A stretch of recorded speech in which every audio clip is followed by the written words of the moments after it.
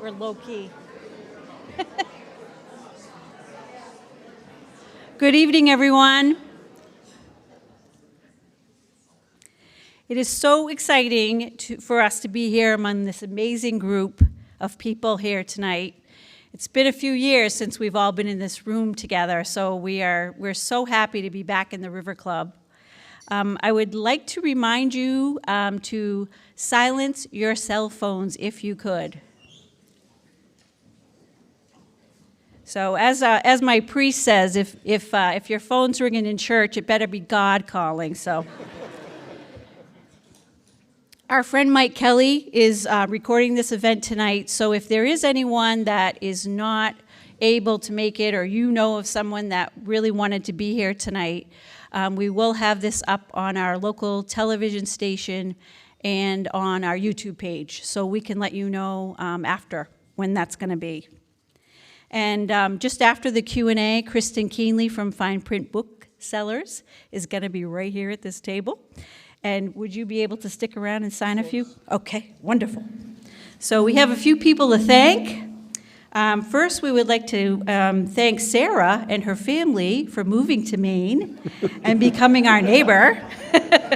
We're so grateful for your help in getting your dad to say yes to coming to Kennebunkport. So thank you. Our esteemed guests, David and Linda Maraniss and Peter Slen. Our sponsors, Spinnaker Trust, Fine Print Booksellers, Kennebunk Beach Realty, Cider Mill Press, Rosemary and Billy Shore, Mutasia Inc., Kitchen Chicks Catering, Hurlbut Designs for setting up this beautiful stage for us tonight, Rich and Kristen Woodman, Sopo Wine Company, Wallingford Farm, the Wine House on Main, and of course the Kennebunk River Club. Can you join me with a round of applause?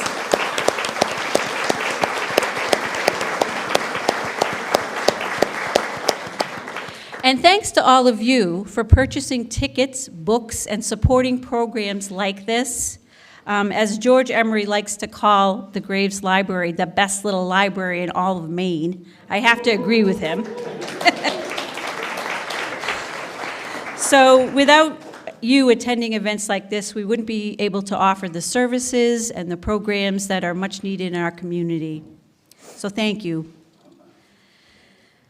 So this is the first time in 10 years that our friend Tom Staley isn't with us here for this annual event. Tom helped us secure many authors like David and participated in many projects at the Graves Library. And Muffy, we are so sorry for your loss. We are always so grateful to you and to Tom for your help. And we hope that, and we know that Tom is here in spirit tonight.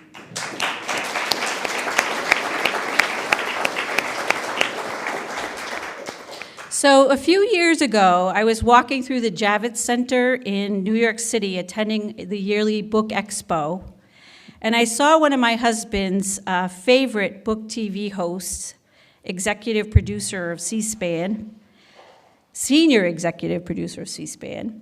He was getting ready for his day, and I said, "Hey, my husband Greg loves you." So to this, Peter Slen turned to me and looked at this quiet librarian from Kennebunkport, Maine, and he said, "Is he cute?" So he was kind enough to call me over, and I got to sit on his set. And he gave me some swag, some C-SPAN book TV swag, to bring home to my husband, Greg. So tonight, we thought we would return the favor to you. So Greg, can you present Peter and David with some Graves Library swag? Yeah.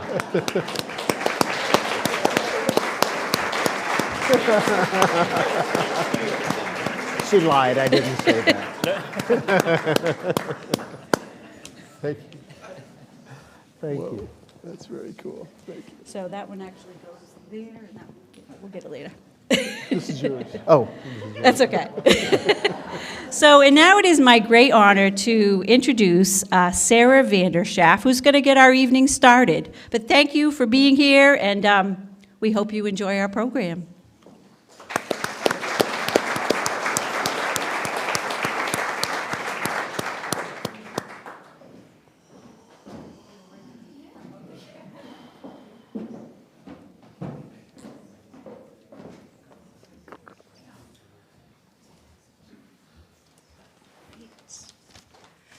Thank you so much, Mary Lou, and thanks everyone for being here. And I see in these bags there's the 2-volume set, The History of Kennebunkport by Joyce Butler. And I was saying to Mary Lou that when my husband and I just started visiting Kennebunkport before we actually bought a house, that I bought that 2-volume set, I think on Amazon, but it was mailed from the library.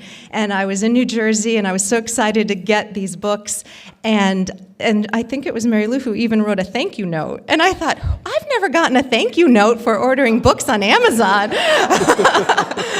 But that's, I think, a testament to the town. And if you don't own these books, it's kind of my go-to as I've tried to learn about the house we live in and the town and the history. So I want to just say that I'm so excited for tonight, especially because we have Peter Slen here to interview my father, David Maraniss. And as Mary Lou said, Peter's not only a senior executive producer at C-SPAN, where he's been for more than 25 years, he's a remarkable interviewer. And you've seen him probably on Book TV interviewing authors, and also on Washington Journal answering calls from viewers. And he listens, and he lets other people talk, and he practices what he calls non-advocacy journalism. And I think that's quite remarkable in the era we're living in now, because so often we hear loud noises and loud opinions, and not a lot of listening, and not a lot of open questions that don't lead the interview subject. So I'm really excited for Peter to interview my father and to hear what we discover tonight. And my father is not exactly easy to interview because he has spent 50 years being on the other side of the table as the person asking the questions. And so he's done that.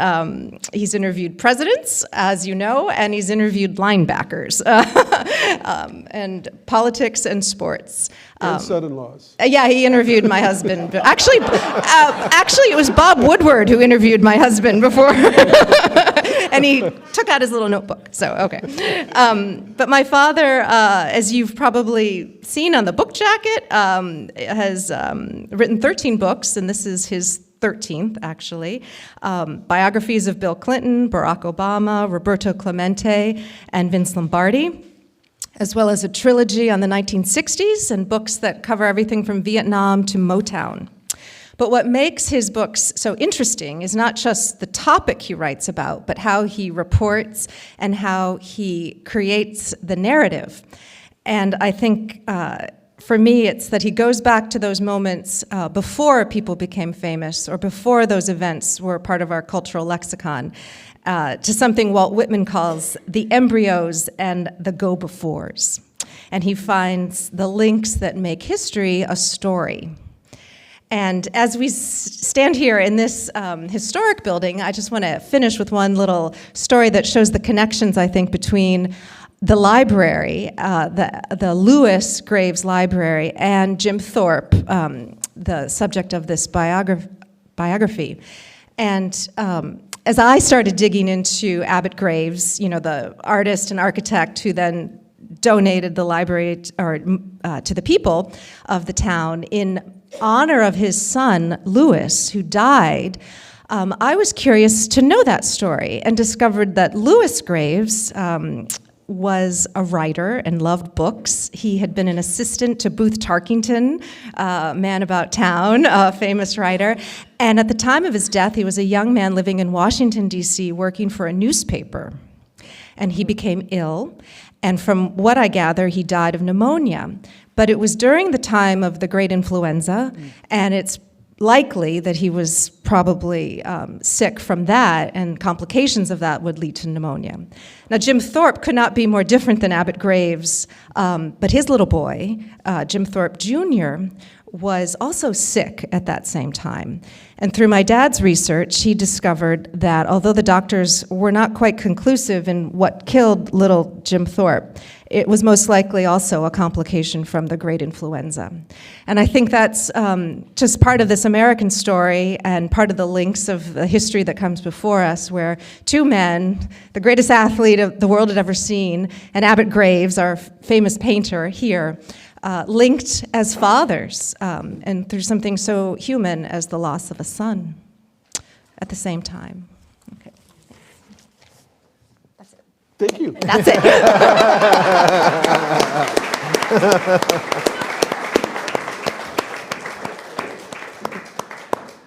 Well, hi, everybody. My name is Peter Slen, and I'm with C-SPAN, and it's a pleasure to see everybody. I simply want to say that this is my first time in Kennebunkport, even though you've had two presidents live here, and I work for a political network, and what a pleasure it has been. I hope I've contributed a little bit to your economy while I've been here.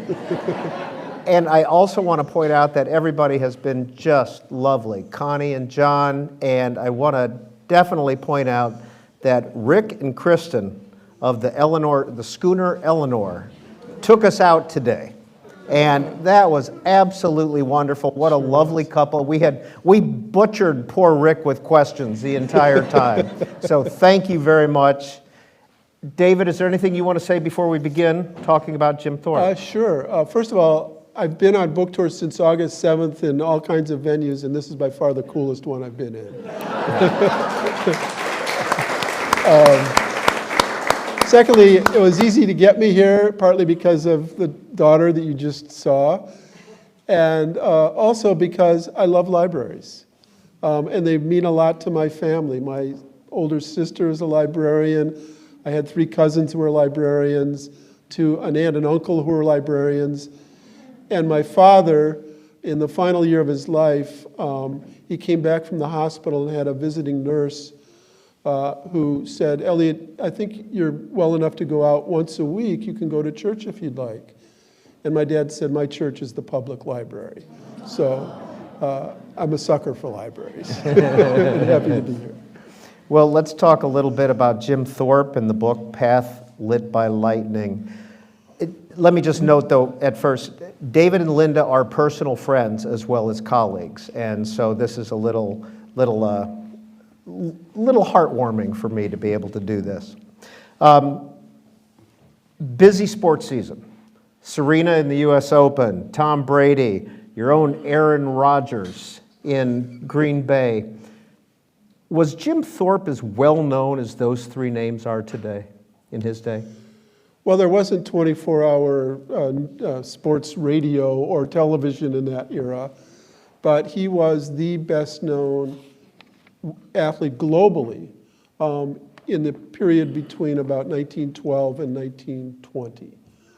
He was known throughout the world. So I would say yes, considering the context of everything is different, but he was definitely the athlete of that era. What happened in 1912? 1912, Jim Thorpe had what I would call the greatest year of athletic achievement of anyone in history. He went to Stockholm, Sweden for the 1912 Olympics and won the decathlon, which is 10 events, and the pentathlon, 5 events, competing in 15 events in 2 weeks. At one point during those events, he couldn't find his shoes. The mythology is they were stolen. I don't think they were, but they were, anyway, misplaced.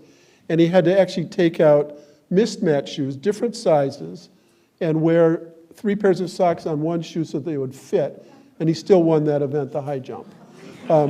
So he came back at the end of those Olympics after winning the 2 gold medals and the trophies that came with them. King Gustav of Sweden said, "Sir, you are the most wonderful athlete in the world." And he was. He became world famous.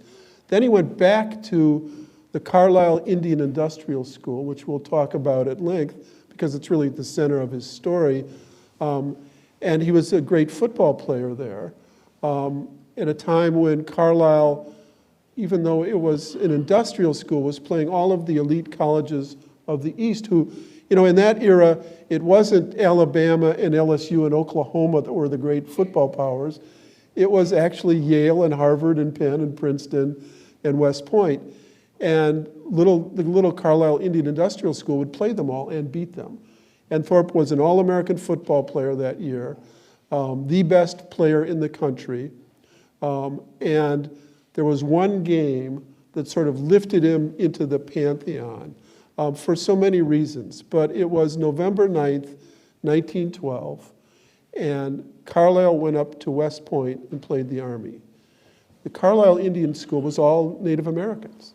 So it was the Indians against the Army. And it was on a level playing field at last. And I call that the greatest act of athletic retribution in American history, because the Carlisle Indians thumped them 27-6. On the Army team was a linebacker and halfback named Dwight David Eisenhower. On the bench was a plebe named Omar Bradley. And Eisenhower, before the game, had conspired with one of his teammates to take Thorpe out of the game. Thorpe was so well known and so good, and football was even more violent in that era than it is today, that they just said, well, we're going to knock him unconscious, get him out of the game, hit him high and low. So at one point in the game, Eisenhower and his teammate Hobbs did do that, hit him high and low. Thorpe was on the ground. They thought he was out. He got up and pretty soon knocked Eisenhower out of the game, who never played again. So that was the year. All of the New York, in that era, the myth makers of sports were not on ESPN. They were sports writers from New York City, and they all came up for that game, wrote about it. So Thorpe had already become world famous because of the Olympics, and then that game and his brilliance of that football year made him rise even higher. Well, let's give away a little bit of the ending, and this is a quote from Path Lit by Lightning. When Jim Thorpe died of a heart attack at his trailer home in California in 1953, he was destitute, desperate, and drinking cheap wine, far removed in time and distance from his fields of glory. Did his life peak in 1912? Well, he not quite 1912, but most athletes, their best days are in their 20s and early 30s, so there's always an afterlife for a great athlete that's unlike any other profession in that sense, really. So it's common for many athletes to struggle afterwards. Jim Thorpe had particular problems. He struggled with alcohol. He was trying desperately to stabilize his life and get the job, maybe as a coach or as a fishing and hunting lodge owner. It never happened. He had 7 children, 3 wives, didn't see his kids that much when they were young, because he was always on the road, and he was still playing athletics until age 45, actually. But the ending of the book and of his life can in some ways be considered tragedy. I refuse to write it that way, not because I'm not a realist, which I am, and I don't sugarcoat anything, but there's a larger meaning, and it goes back to why I wrote the book in the first place. I consider this book the 3rd book in a trilogy of sports stories, biographies that are about so much more than sports. Vince Lombardi, Roberto Clemente, and Jim Thorpe. And in each case, there's a larger meaning to it. Lombardi was not just a brilliant football coach, but an opportunity for me to write about competition and success in American life, what it takes and what it costs, along with leadership. Roberto Clemente was not just a beautiful ball player, but also a chance for me to write about the Latino experience in America. He was a great Puerto Rican baseball player. But also beyond that, so many athletes are called heroes, and almost none of them really are, but Clemente was. He died trying to deliver humanitarian aid to Nicaragua after an earthquake, living out the motto of his life, which was, if you have a chance to help others and fail to do so, you're wasting your time on this earth. So that brought me to Thorpe, is sort of the 3rd part of that, which was a chance not just to write about this athlete of unparalleled achievement, but also to use his life as a means of examining the Native American experience and the obstacles that all people of his race faced during that era of his life. And so when I was thinking about the tragic or the difficulties that he faced in the final 25 to 30 years of his life, I sort of saw it as emblematic of the obstacles that his race has faced and has overcome in so many ways. There's a point in my book where it's 1915, and Jim Thorpe is still at the peak of his athletic talents.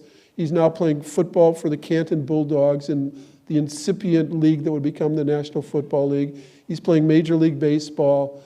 And the most popular sculpture in America is called The End of the Trail. It's a statue of an Indian slumped on horseback on a horse that's also slumped.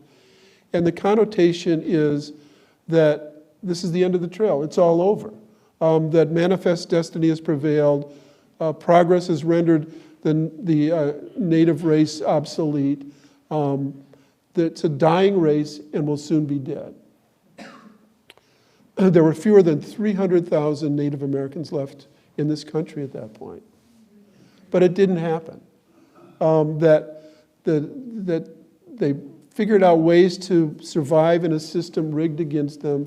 There are now a few million Native Americans in this country, and the efforts to rid them of their Indianness, which is another key point of the Indian schools, really sort of halfway succeeded, but the students figured out how to manipulate that system to survive and prevail. And I look at Jim Thorpe's life as emblematic of that, in that he did struggle terribly, but he kept going. There's a perseverance to that story, the final 30 years that you see him living in 20 different states, working all kinds of jobs, ranging from digging ditches during the Depression in Los Angeles to joining the Merchant Marines at age 57 during World War II. He just kept going. And that perseverance led to his 7 children all became successful. 3 of his sons were military officers. 3 of his daughters all got college degrees. They became active in American Indian movements in various ways. And so I look at that survival of Jim Thorpe beyond just the tragedy of what he had to deal with.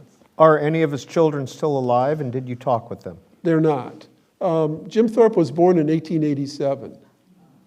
So this book was unlike any that I've done. When I do a book, I talk about the 4 legs of the table of my research. And the first table is to go there, wherever there is. The second is to interview as many people as I can. For my biography of Bill Clinton, I interviewed 450 people. For my book on Vince Lombardi, the go there meant turning to Linda, my wife, and uttering the immortal loving words, "How would you like to move to Green Bay for the winter?"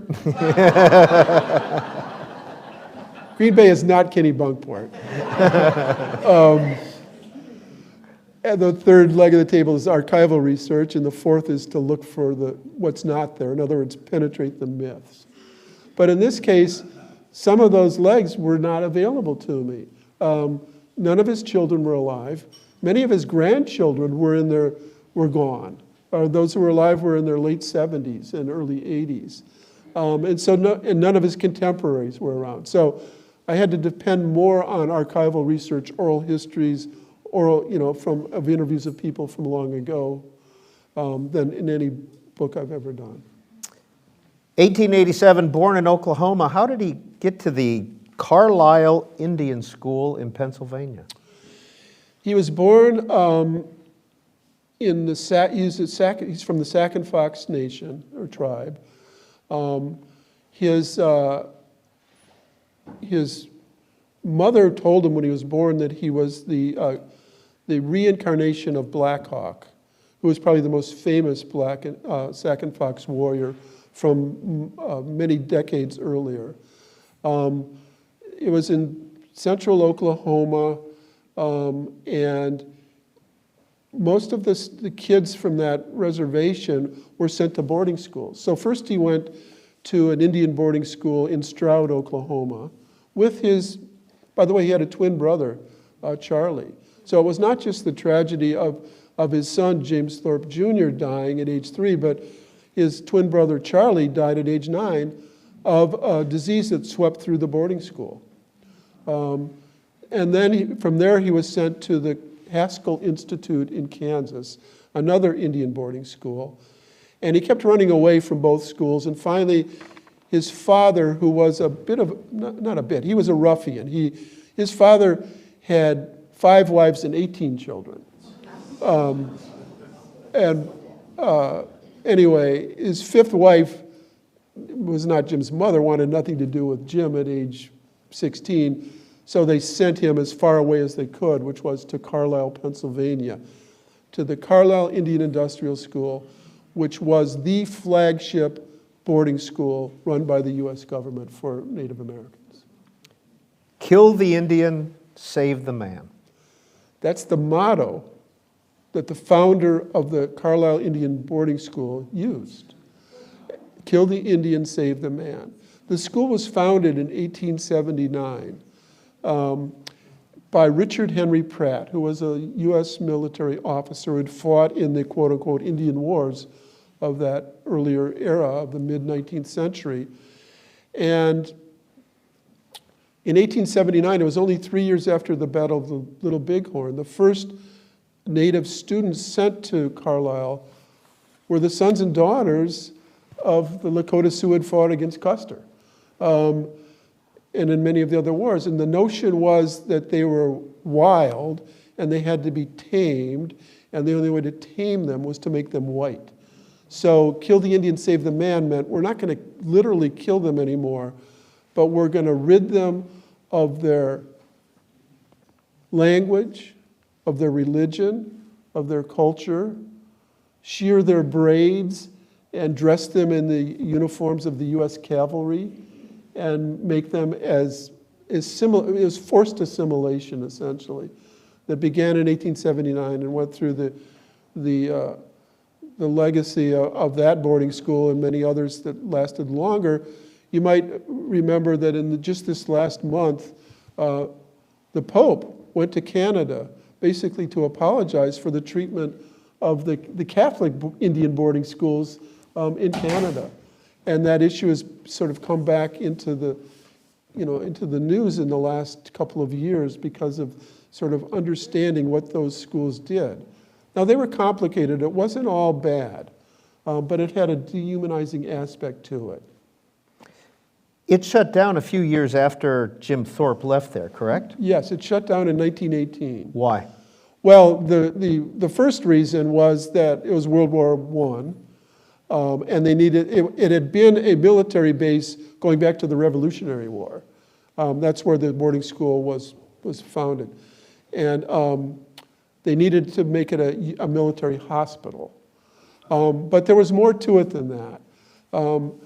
There was, it's a complicated issue because a lot of people who didn't like the boarding schools didn't like them for the wrong reasons. They just didn't want to spend money on Native Americans. But there was also some right reasons for not liking the boarding schools, which had to do with, especially that one, a congressional investigation went up there in 1914, a few years before it was closed, and found that it was incredibly abusive, that not only were Native American students dying, and by the way, if you go there still today, it's now the Army War College in Carlisle, and there is a student cemetery that has 186 grave sites on it of young Native Americans who went there and never came home. But the investigation found that there was a lot of physical abuse of the young students, and also corruption of various sorts of misuse of money and so on. So that, along with the coming of the war, made it so that it would close. Now, we're talking about Carlisle, PA. Yes. There's another town in Pennsylvania called Jim Thorpe, PA. What's the connection? There isn't any. It's one of the weirdest stories you could ever imagine. Jim Thorpe, Pennsylvania. When Jim Thorpe died in 1953, his third wife, Patsy Thorpe, who was his business manager and a manipulative woman, a manipulative person, I should say, Jim Thorpe wanted to be buried in Oklahoma, where he is from. But when his coffin was brought back to Oklahoma in the middle of a sack and fox ritual, Patsy Thorpe entered the scene, took the coffin away, unhappy with what Oklahoma was going to do in terms of spending money for the mausoleum and everything to honor her husband. And she basically then sold him to the highest bidder. She took the coffin to Tulsa for a while, thought maybe Pittsburgh would want it, Carlisle, and finally, this is so bizarre, she was in Philadelphia watching television, saw a story on the news about these two little towns in the Pocono Mountains, old coal towns called Mauch Chunk and East Mauch Chunk, that were struggling, and she concocted this scheme. And she went up there and said, look, I could sort of compare her to Harold Hill in The Music Man with what she said. She said, if you merge, change your name to Jim Thorpe, Pennsylvania, you can have him. You can have, you build a mausoleum there. And, we'll also, I'll make a hospital, a Jim Thorpe Hospital, a Jim Thorpe University. I'll come up here and live here myself and start a TP hotel. None of which ever happened, except they did change their name to Jim Thorpe, Pennsylvania, and he is there. That's where you find Jim Thorpe. He'd never set foot there in his life. So even in death, Jim Thorpe couldn't find peace. Well, before we get too far from Patsy, third wife, Yes. where did they meet, and is it fair to describe her as a huckster? Well, what I just said, you can draw your own conclusions. But, it was a period where, she did have some good instincts as well. She thought he was being misused. She thought he wasn't getting paid the money he deserved. She wanted him to be a millionaire for her own purposes, but also looking out for him, I'm sure. And remember, this was an era where, if Jim Thorpe were an athlete today, my goodness. Baseball players are paid $240 million contracts, right? Football, $47 million. Jim Thorpe, the most he ever made was $300 a game. So, he never had much money to start with. He was very generous and constantly giving away money, which she didn't like. So she was both looking after him, but also looking after herself, I think is the polite way to put it. Let's go back to 1912 again. How many gold medals did he win in Stockholm that year? How long was he able to keep them? Well, that's at the heart of the book. He won 2 gold medals, and he won 2 wonderful trophies, a King of Sweden trophy and a Tsar of Russia trophy. There was still a Tsar in Russia in 1912. Mm-hmm. And he brought all of that back to Carlisle and had that great football season that fall. And then in January of 1913, a reporter in Worcester, Massachusetts, got a tip that there was someone visiting town who had been a baseball manager in the Bush Leagues, the Eastern Carolina League in North Carolina, and had managed Jim Thorpe. And that meant he had been a professional. So he wasn't eligible to compete in the amateur Olympics. So immediately his medals and trophies were sent back. And that's really at the heart of the injustice that Jim Thorpe faced his whole life. And I document that in 3 or 4 ways. The first is, it's true that he was playing baseball for the Rocky Mountain Railroaders and the Fayetteville Highlanders in 1909 and 1910 in North Carolina, as were scores of college athletes in that era. but most of them were playing under aliases. There were so many aliases in the Eastern Carolina League that they jokingly called it the Pocahontas League because everybody was named John Smith. Dwight Eisenhower, the same guy who tried to knock him out, played in the Kansas State League under the name Wilson. It was just commonplace. Jim Thorpe played under the name Jim Thorpe. He never tried to hide it. His name was in the papers from Charlotte to Raleigh and all the small towns of the Eastern Carolina League for those 2 summers. It only became a scandal, quote unquote, after he'd won the gold medal. So that's part of it. Then there's the question of what is an amateur? Who decides? On that 1912 Olympic team was another future general, George S. Patton, who competed in what was called the modern pentathlon. Different from the pentathlon that Jim Thorpe won, the modern pentathlon was all military events.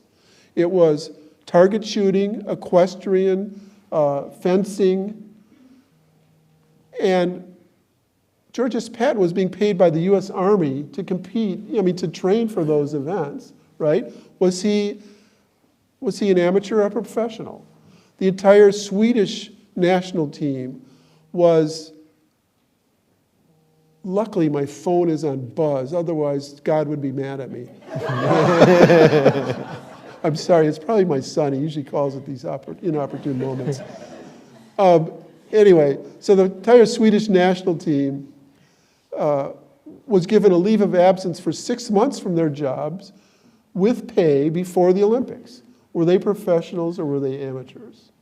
Jim Thorpe played baseball, which had nothing to do with the events he competed in. So that's another aspect to it. Then there's the hypocrisy of it, which is that all of the important figures who decided to return Jim Thorpe's medals knew precisely what he had been doing. They included Pop Warner.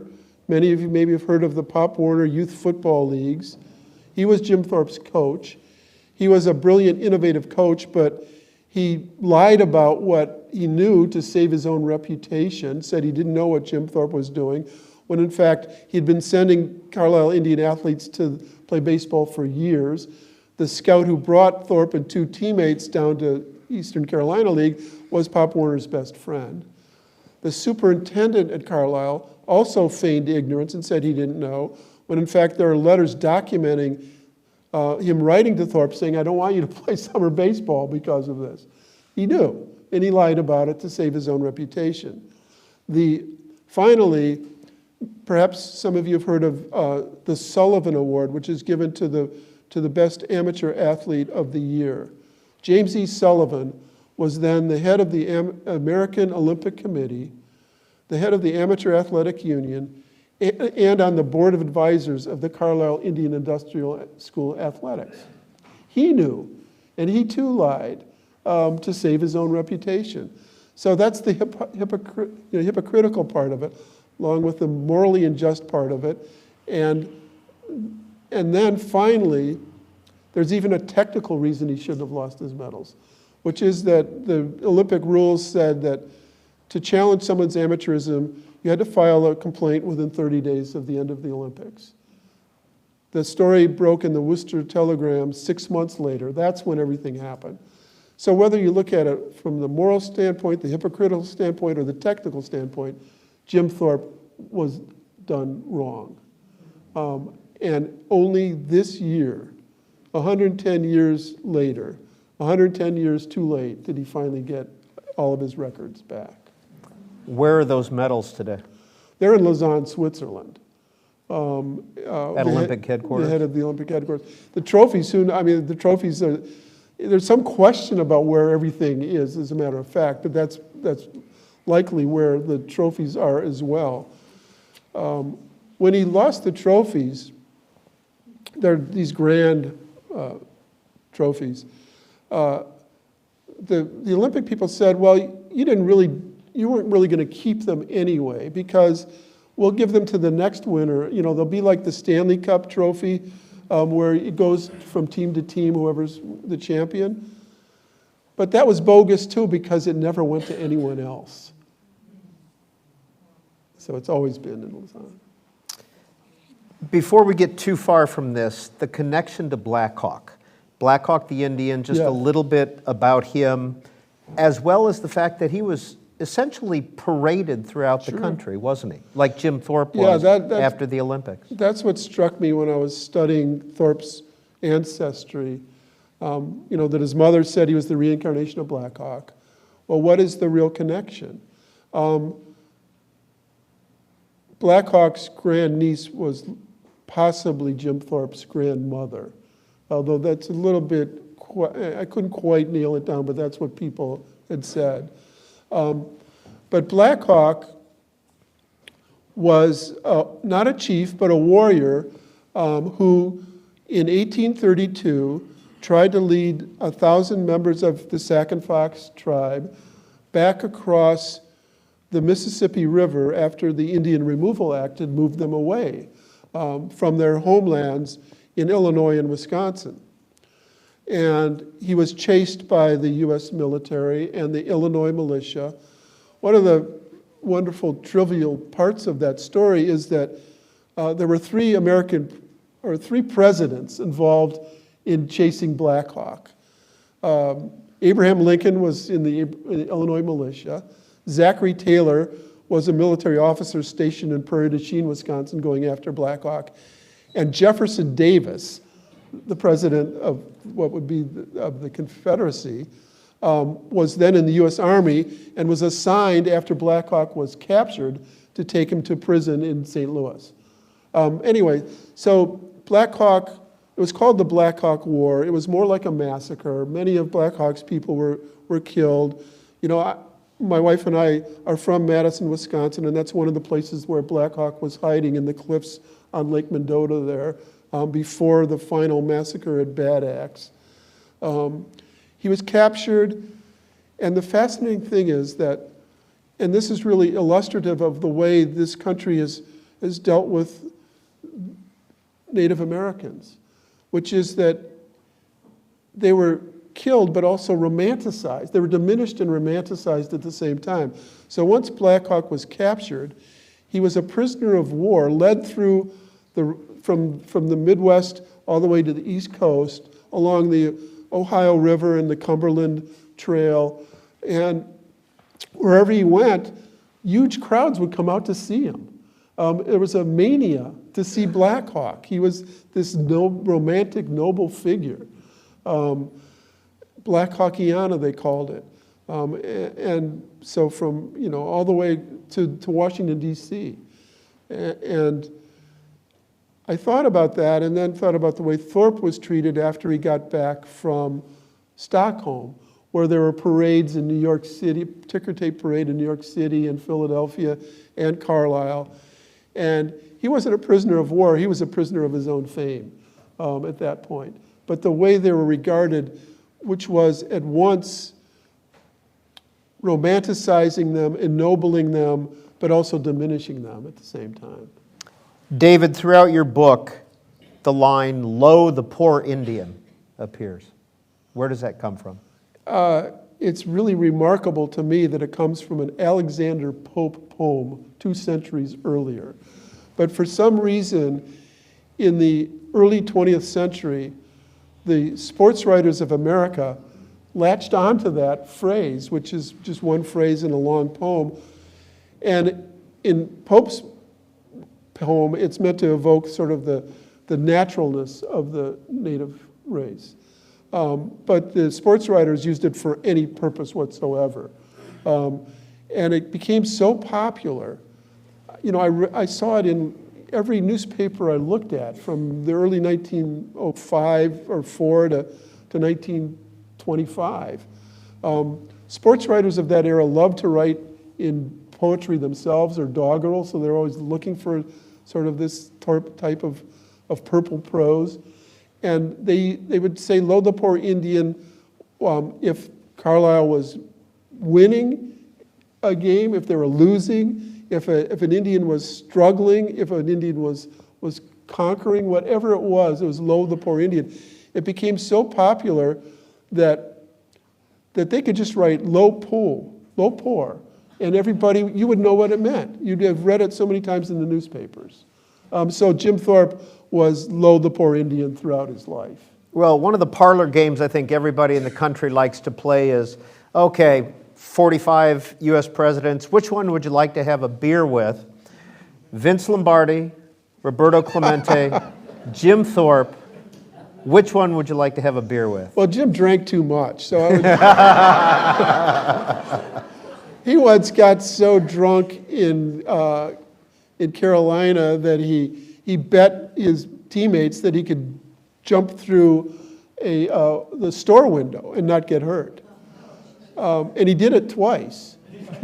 And he'd been taught how to do it by Pop Warner, sort of a roll block where, so I wouldn't, and he was always wrestling with his friends and pinning them to the ground. I don't think I'd want to. Vince Lombardi, he would drink down in the basement sort of rec room of his house in Green Bay after Packer games. I would have liked to have been down there, I think, even though I don't drink, so it's a bad question to ask me. And Clemente was a health nut. He might have had wine once in a while, but he wasn't a drinker at all. So I think it would be Lombardi. Jim would be maybe the most fun, but also a little dangerous. You tend to write about layered people. Yeah. Well, everybody's layered, in my opinion. True. Yeah, so, Clinton is definitely layered in so many ways. Barack Obama was layered in the sense that he had to figure out who he was, having a father from Kenya and a mother from the U.S. and growing up in Hawaii, where he was what was known as a hapa, which is a half and half, but everybody there was. But he had particular problems trying to figure it out because there weren't that many African Americans. There were a lot of Chinese Americans, Japanese Americans, Polynesians. Lombardi was he tried to simplify life, but he was a complicated figure who was much better at making a family out of the strangers who were his players than out of his own nuclear family.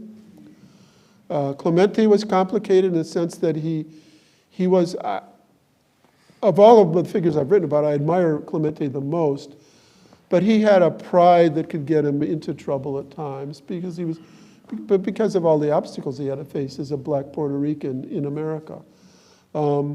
Thorpe, definitely complicated in all of those ways. I mean, before I started the book, I really had to struggle with, can I understand him? First of all, he's an athlete. Secondly, I didn't know whether I'd find anything that could get me inside his head. And luckily, I did find a whole batch of letters that he wrote that sort of helped me sort of see that real Jim Thorpe in all of his complicated ways. But I think everybody's complicated, and that's what I try to do is explain, as Sarah was saying, there's so much pressure to make everything black and white. And nobody is.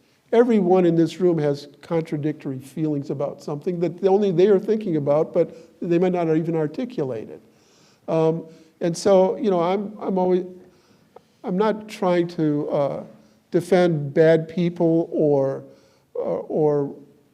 in any way sort of resolve someone in a superficial way, but I'm trying to look at the complications of people so that they can see their humanity. In other words, people who read my Lombardi book, there are a lot of men who love Lombardi. Well, there was a dark side to Lombardi too, but they could read the book. If I put it in context, they would come out of it still loving Lombardi. And that's what I try to do. By the way, did anyone know that there was a Broadway play, Lombardi, based on David's book? With Judith Light and Dan Loria playing the leads. So if that ever comes around, go to it. It's a fantastic play. Do you consider yourself a historian? I don't think I've ever heard you use that word. Well, I'm a fellow of the Society of American Historians, but I'm not I'm a trained journalist. I grew, ink is in my blood. My grandfather was a printer on Coney Island. My dad was an old school newspaperman, editor. And, I followed in their footsteps. My two kids are writers, so it's in our blood in various ways. But starting with the Clinton biography, which was my first book, which I didn't write it until I was ready. I was in my 40s and realized that everything I'd done at the Washington Post before that was training for this, and that I love that. And so it's I love to write about history. Whether who knows whether I'm an historian or not. I think I probably am. This came out this summer. Path Lit by Lightning came out this summer. Right. 2022. When did you start work on it? 2018. And I started to talk about how this book was a little different. The go there part of it. I really, after about 2/5 of the way into the research of the book, I couldn't go there. I couldn't go to Oklahoma again. I couldn't go to Stockholm because of COVID. For Stockholm, I was luckily able to find this incredible film that was shot in 1912, and a modern documentarian took hours and hours of that film and modernized it. And so I felt like I was at the Olympics. He let me look at a copy of it, but I couldn't get there. And so that was the downside of COVID. The plus side was everybody was complaining about getting stuck at home. Well, it didn't matter to me. After that, I was writing 10 or 12 hours a day. So I actually wrote the book probably 6 months faster than normal because of that.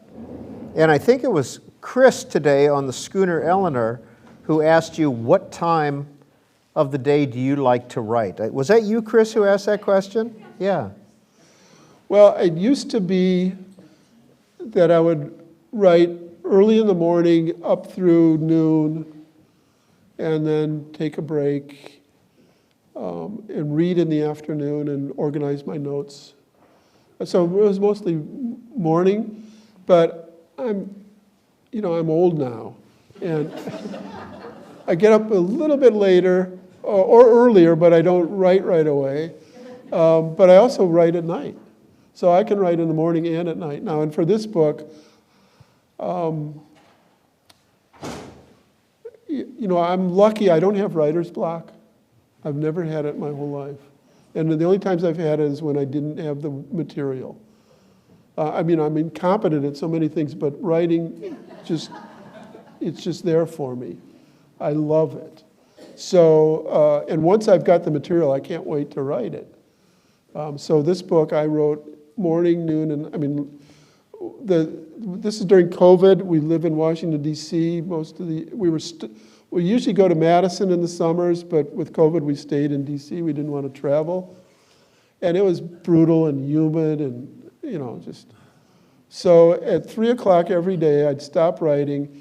We'd go out in our front yard in the driveway and have a hose fight. And then maybe I'd go back and write some more. Barack Obama, the biography came out 2012. Yes. Does it stand up today?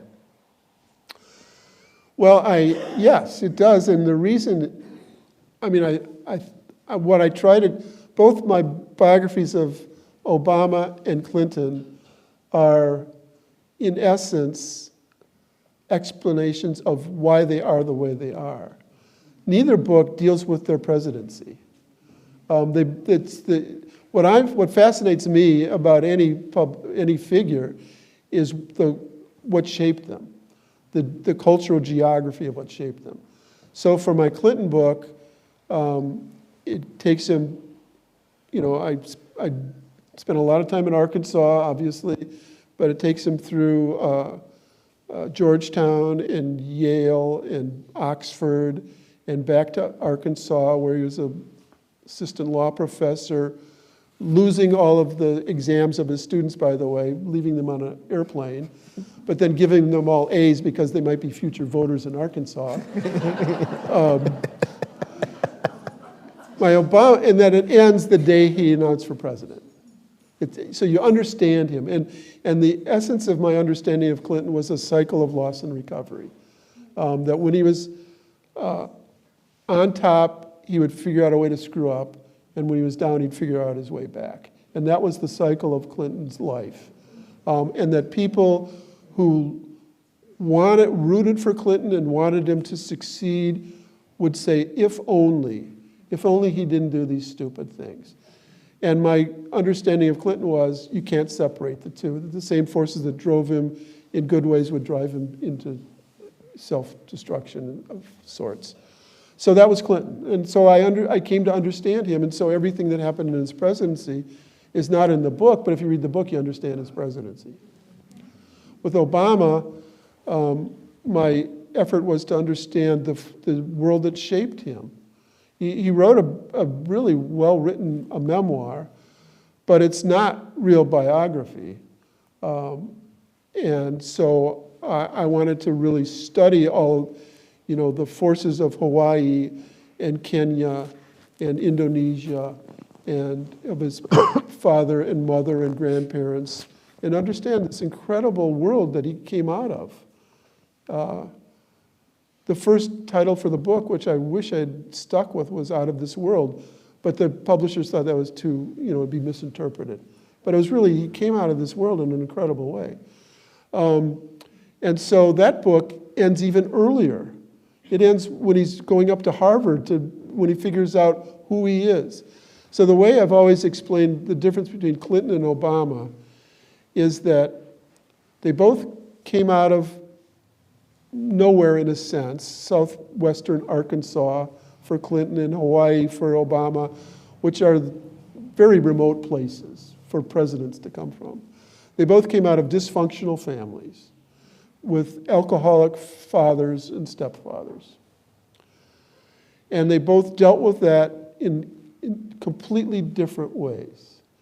Bill Clinton dealt with it by being a master at blocking things out, waking up every day and forgiving himself and the world, and just moving forward without trying to resolve the contradictions of his life. And that allowed him to succeed, to get to the White House, and then get in trouble in the White House, and then get out of trouble in the White House. But because he could compartmentalize. Barack Obama, faced with some of the similar issues, spent 7 years of his young life, young adulthood, trying to figure himself out. And he worked at it internally. All the contradictions. Who am I? Am I black? Am I white? What's my purpose?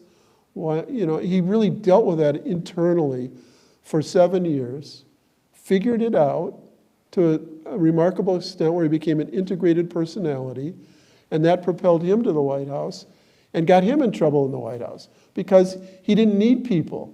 Clinton needed people. Clinton lived off people, and Obama didn't because he'd figured himself out. Clinton needed that affirmation. And so that's the difference between the two of them, and that's what my books are about, is understanding them. So I think in that sense they do hold up.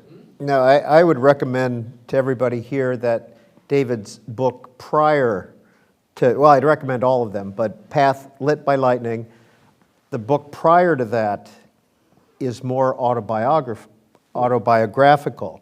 You always get a little glimpse of David in the afterwords of his books.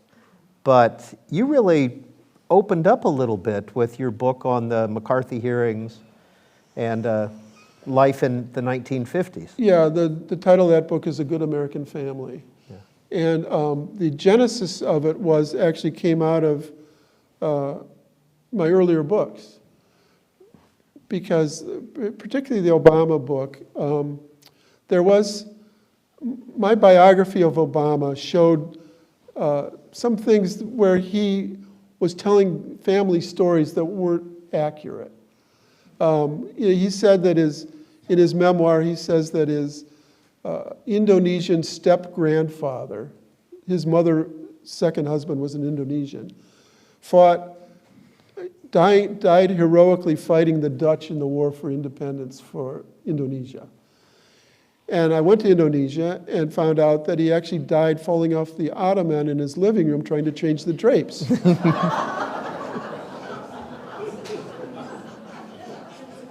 So, the right wing sort of latched onto that and said, this book proves that Obama's a liar. Well, no. I mean, think about it. How many of you have told stories that you've heard from your parents or your grandparents? And you don't have a biographer going back to check on whether they're real or not. So that got me thinking about my own family. And my father, who I loved deeply, who was a great newspaper man, was also, in his early adulthood, faced the House Un-American Activities Committee and was fired from his job for his affiliation with communism at that point. And I had heard sort of some family myths about it, but I thought, well, if I'm writing about all these strangers and going back to figure out what happened to them, I should find out about my own family. And so I went back in this book and tried to use the same methodology I had to understand my parents. By the time I was of any significant age to understand things, my dad had survived that period, had moved on, became, he taught me to never fall for any rigid ideology, and all of the great newspaper instincts that I have came from my dad. But I didn't know that history. And so that book goes back into that whole period. Now, we have gone about an hour, and as long as the television camera's on, I will go for hours. And we could play Stump the Author all night, and we won't win, I promise. But if anyone has any questions, Mary Lou, is it best to have them stand over here? Or Mary Lou's got a microphone, raise your hand, and we'll be glad to take a few questions as we kind of wrap up in the next 10, 15 minutes, and we'll let you go on about your lives as well. You didn't write your first book until you were in your 40s. Right. How many U.S. presidents have you interviewed? Both of the Bushes, Clinton, Obama, not the current, Biden, but not the president before Biden.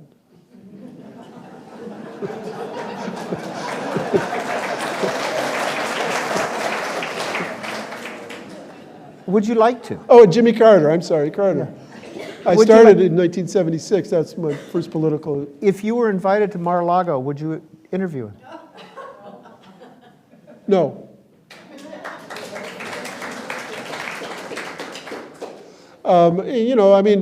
People have said you should write a book about Trump. I don't want to. I don't find him interesting. I find that everything around him interesting, but he's sort of a one-dimensional figure. And you can read the same things over and over and over and over and over again in different ways. I compared it yesterday to Wallace Stevens' poem, 13 Ways of Looking at a Blackbird, 10,000 ways of looking at Trump's whatever. You have a connection to Woodward and Bernstein of Watergate fame. Right. What is that connection to the Watergate story? Well, I've worked at the Washington Post for 45 years. And when I got there, my second year there, my editor was Bob Woodward. And then I became his partner as an editor shortly after that, and we've been close friends ever since. Carl Bernstein had left the paper that very year, so I knew him from a distance more than Woodward, who was a close family friend. For all of his incredible integrity and diligence as a journalist, he's a better human being. Do we have any questions? We have a hand over here, Mary Lou. Oh, he's got the microphone. Sorry. I have a microphone. Thank you, both of you, for being here. And two questions. Yeah. Why Jim Thorpe? Why not somebody else who could have chosen to fill out that trilogy? It could have been, I don't know, Jesse Owens or Babe Ruth or somebody. And then why do you think it's hit such a nerve? Why has it been such a success? Because it's not somebody anybody's really written about before. Well, there was one other person that I considered, and that was Billie Jean King. And she actually approached me and asked me if I would write a book. But she wanted to control the book. And that's fine. I don't do As Told To books, and I wasn't going to do that. I admire her greatly and would love to write about her, but not under those circumstances. Jesse Owens, another friend of mine, had written a book about Jesse Owens. And Babe Ruth, another friend of mine, had written Babe Ruth. Jane Levy had written that.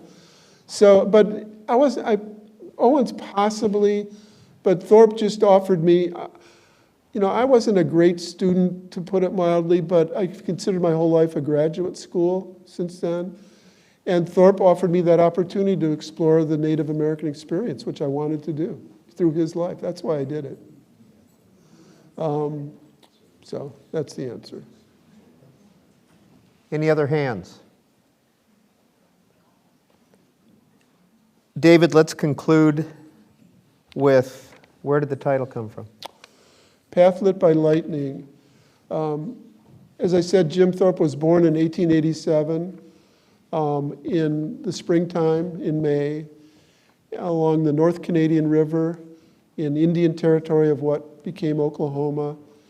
And the night that he and his twin Charlie were born, there was a thunderstorm over the river. And he was given the name Wathohawk in Sac and Fox. And the most poetic translation of that is Path Lit by Lightning.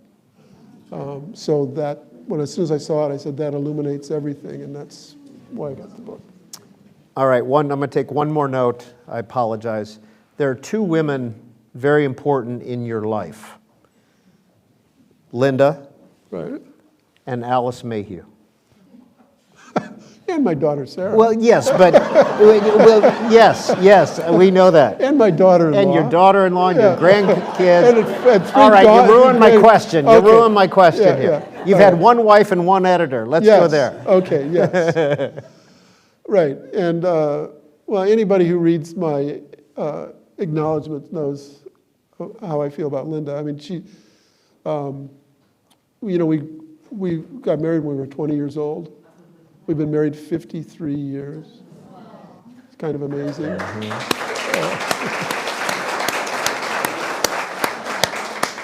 And for the last, every book since, for the last 4 or 5 books, she's traveled with me. We got to know Peter, by the way. He came to Kenya with us when I was doing the Obama book and did a documentary for C-SPAN about how an author goes about researching it. And I was in the front seat with my driver and assistant, both Kenyans, and Linda and Peter were in the back seat writing a musical, a Lombardi musical. And I had to try to keep focused on what I was doing while they were doing that. But Linda makes friends wherever we go in a way that I don't. So it's invaluable. And it also takes video and photos. Alice Mayhew, my editor, it turned out she edited 12 and a half of my books. She died halfway through this one. And nobody knew how old she was. She's sort of a legend at Simon & Schuster.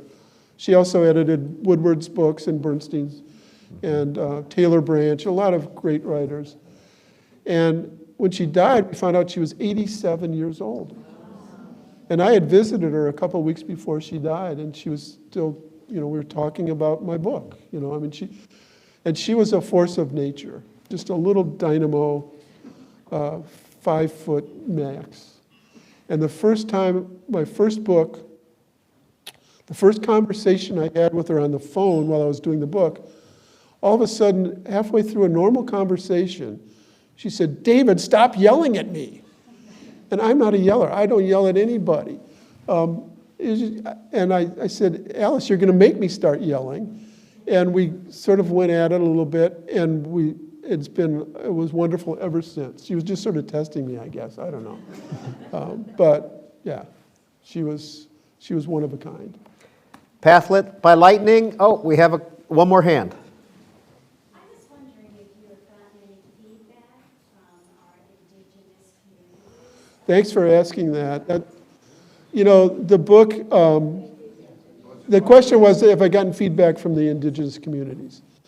And the answer is, the book has got great reviews and great sales, but by far the most meaningful part of it is the way that Indian country has sort of embraced this book. Yes, it's been really heartwarming. When I was at the National Book Festival, my interlocutor was Kevin Gover, who was the first director of the National Museum of the American Indian, a Pawnee from Oklahoma, the deputy superintendent of the whole Smithsonian. And at the end, he just thanked me in a way that almost brought me to tears. And that happened in Wisconsin as well, where Patty Lowe, from the Bad River clan, also embraced it, and everywhere I've gone. I went to the Oneida Nation in Wisconsin with my wife, and went to the Oneida High School there, and everybody there was thanking me for doing this book. So that's been by far the most meaningful aspect of it. And that's a gift to readers, because that, as a reader, we get to understand through one man's life that we can experience ourselves, and so that's a gift, which is greatly appreciated. Thank you. Very nice. Yes, ma'am. Just a quick question, when you write your next book, will you promise to come back to Kennebunk? I'll come back to Kennebunkport before I write my next book. And after, yeah. Ladies and gentlemen, David Maraniss.